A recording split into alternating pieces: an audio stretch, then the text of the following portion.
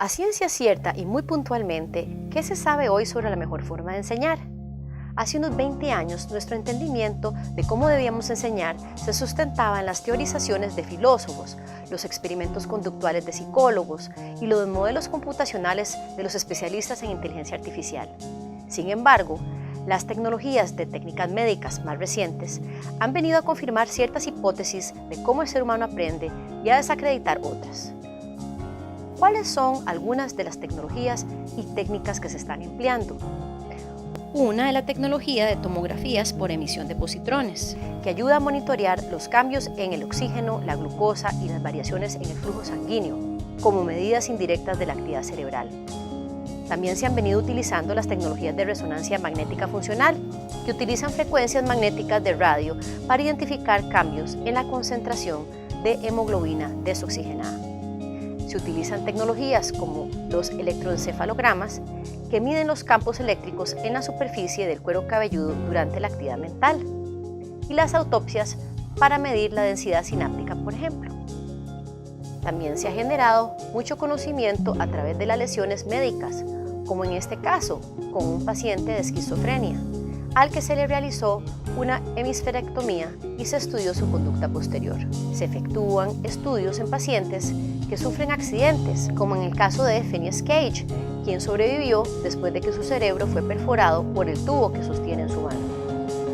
También se ha aprendido mucho a través de las nuevas tecnologías que se utilizan en los animales genéticamente más parecidos a los seres humanos. ¿Qué es lo que se ha descubierto con tanta tecnología y modernas técnicas investigativas? Que el cerebro es plástico o flexible y cambia su respuesta dependiendo del estímulo del ambiente. Las sinapsis pueden ser generadas o podadas y se fortalecen con el uso y sentido de la importancia de la información percibida y se debilitan con el desuso o falta de importancia. Ahora se sabe que el aprendizaje es el resultado de la integración de toda la información percibida y procesada, la cual modifica físicamente las estructuras en el cerebro. De esta manera, se confirma que el aprendizaje es un proceso físico, no solo mental. Nótese como evidencia la corteza visual de un mono al lado izquierdo y compárelo con la imagen que veía antes de morir. Con experimentos como este, se ha podido determinar que los ambientes enriquecidos propician más conexiones neuronales. Es decir, un ambiente que estimule los múltiples sentidos y que fomente la experimentación y el juego es un ambiente que genera mayores conexiones neuronales y, por tanto, mayor aprendizaje. En este experimento, la foto de la izquierda es mostrada a los sujetos de estudio mientras controlan el movimiento de sus pupilas. Con este y otros experimentos pudieron determinar que el cerebro presta atención a los elementos en contexto y no enfocándose en cada elemento individualmente. Es fundamental visualizar la suma de las partes para luego estudiar las partes, para luego volver a reconceptualizar la suma de las partes. Hay muchas otras conclusiones importantes del estudio de la neurociencia y sus aplicaciones a la educación. Por ejemplo, que nadie aprende igual. Nuestras posibilidades para aprender las determina, en parte, la capacidad innata que aporta nuestra constitución genética, pero de igual manera nuestros procesos de socialización y experiencias previas de vida. Entre más redes neuronales tengamos, más facilidad tendremos para aprender nuevos conceptos o procesos, siempre y cuando tengamos las disposiciones correctas para aprender. También se ha confirmado que existen diferencias individuales físicas a nivel cerebral que se deben tomar en cuenta. Existen ciertos síndromes del desarrollo del sistema nervioso que nunca adquirió ciertas destrezas o que no las desarrolló de forma óptima. Por ejemplo, el autismo se relaciona con múltiples regiones del cerebro, incluyendo el lóbulo temporal, lóbulo frontal, sistema límbico y cerebelo. El déficit atencional, otro síndrome, se relaciona con la corteza prefrontal, ganglios basales y cíngulo anterior. Los cerebros también reaccionan de forma distinta según las tareas de aprendizaje. En este caso, con la palabra perro, se iluminan distintas partes del cerebro. Por ejemplo, cuando la persona se imagina al perro ladrando, cuando lee la palabra perro, cuando ve la foto de un perro o cuando recuerda las emociones que siente cuando recuerda a algún perro en específico. No solo existen diferencias a nivel cerebral cuando se realizan diferentes tareas de aprendizaje, sino en una misma tarea de aprendizaje. En este ejemplo, diferentes partes del cerebro se activan al escuchar la armonía, la melodía y el ritmo. A nivel cerebral también existen diferencias según edades y según los niveles de experiencia. Un cerebro más experimentado requiere utilizar menos de su capacidad cerebral para resolver una tarea que un cerebro menos experimentado. ¿Y qué implicaciones tiene todo esto? El aprendizaje debe involucrar todos los lóbulos del cerebro para ser más efectivo, incluyendo, por ejemplo, requerir tareas de planificación y acción que se ejecutan por el lóbulo frontal, tareas de sensación y procesamiento espacial para activar el lóbulo parietal, tareas de visión para activar el lóbulo occipital, la audición y la memoria para involucrar al lóbulo temporal y tareas físicas para involucrar la corteza motora y premotora. En la enseñanza empezamos de lo concreto y evolucionamos hacia lo abstracto. Por ejemplo, al alumno se le debe exponer a experiencias concretas, problemas, casos, situaciones sobre las que se les pide experimentar y reflexionar. Finalmente, se les pide generar hipótesis abstractas sobre su experiencia para continuar así con mayor experimentación y reflexión. Las tecnologías y técnicas médicas vienen a confirmar lo que el psicólogo Jerome Bruner ya había descubierto, que la gente recuerda solo el 10% de lo que lee, 20% de lo que escucha, 30% de lo que observa, 50% de lo que escucha y observa, 70% de lo que dice y escribe y 90% lo que hace. Cuantos más sentidos estén involucrados en la realización de una tarea, más efectivo el aprendizaje. Los estudios de neurociencia y sus aplicaciones a la educación han sido impulsados por la Universidad de Harvard, al igual que modelos educativos que reflejen estas conclusiones. El marco conceptual de la enseñanza para la comprensión, también conocido como EPC, nació en la Universidad de Harvard en la Facultad de Educación, bajo la iniciativa de los profesores Howard Gardner, David Perkins y Vito Perón. El marco, validado en diferentes niveles educativos, identifica las prácticas educativas que generan mayor comprensión en los estudiantes y se informa de los estudios más recientes en neurociencia. ¿Pero qué significa generar mayor comprensión? Los estudiantes pueden llegar a entender conceptos e inclusive aplicar ciertas fórmulas o procedimientos que les enseñemos, pero no necesariamente han desarrollado su comprensión o su capacidad para poder llevar a cabo diversas acciones o desempeños que demuestren que pueden integrar toda la información y emplearla en la resolución de problemas nunca antes vistos. Comprensión, bajo el marco conceptual de la enseñanza para la comprensión, significa entonces la capacidad de integrar todo el conocimiento y aplicarlo en la resolución de problemas nunca antes vistos.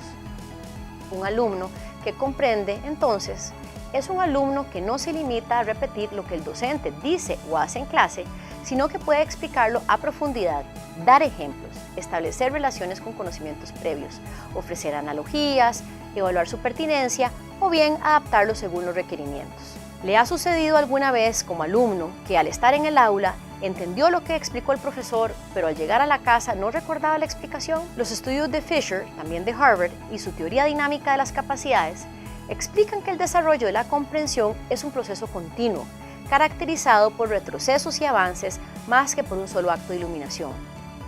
Por eso el aprendizaje profundo requiere que los docentes desarrollen múltiples y diversas experiencias de aprendizaje a lo largo del curso.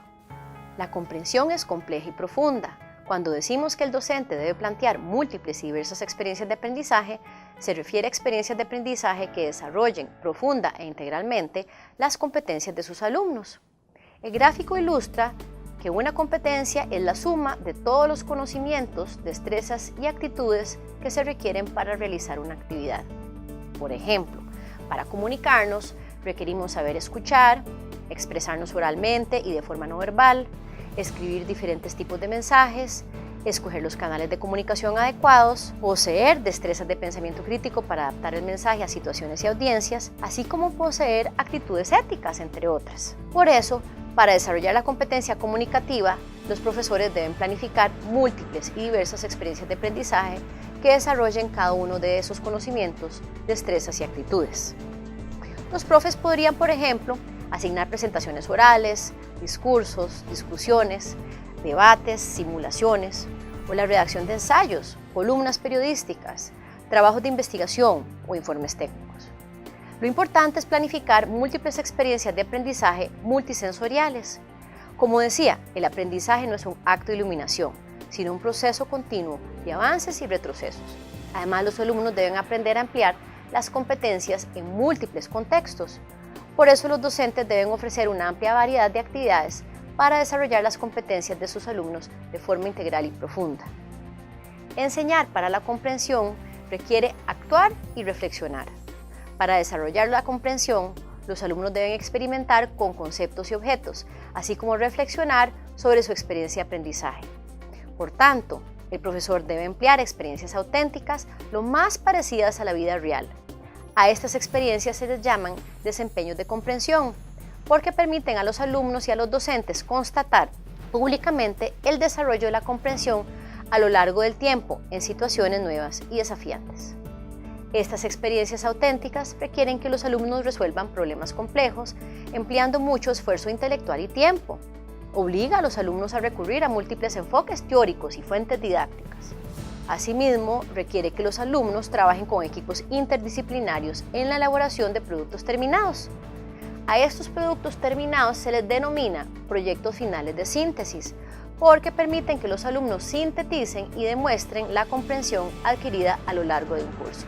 A los avances de este producto terminado se les denomina desempeños de investigación guiada, los cuales se producen a lo largo del curso y reciben realimentación continua para ser reelaborados.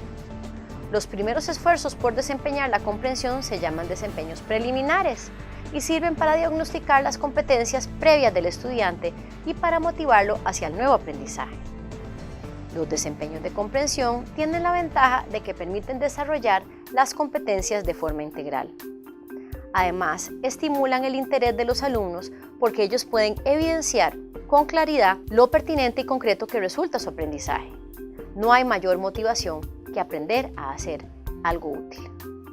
¿Cómo se aprende a conducir un carro? Parece obvia la respuesta: se aprende a conducir conduciendo.